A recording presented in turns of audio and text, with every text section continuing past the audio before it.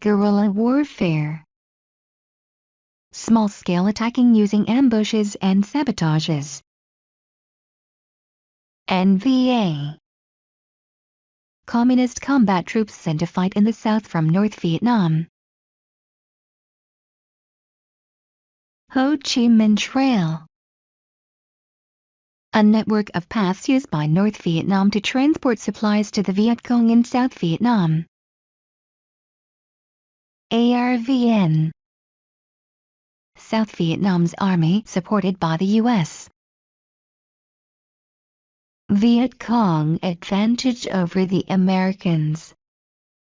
Knowledge of their surroundings such as the jungle. The U.S. had not fought in this environment before. Vietcong Uniform.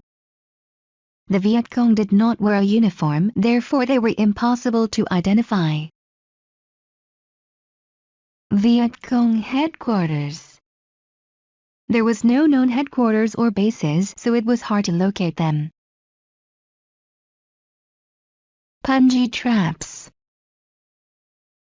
Simple traps made from bamboo and faeces. The bamboo could be sharpened, so it was as sharp as a needle. The faeces was placed on the end of the stick. Clipping armpit trap.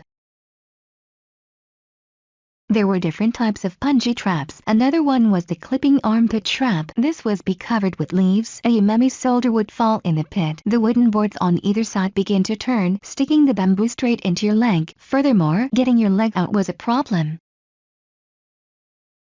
Rolling trap.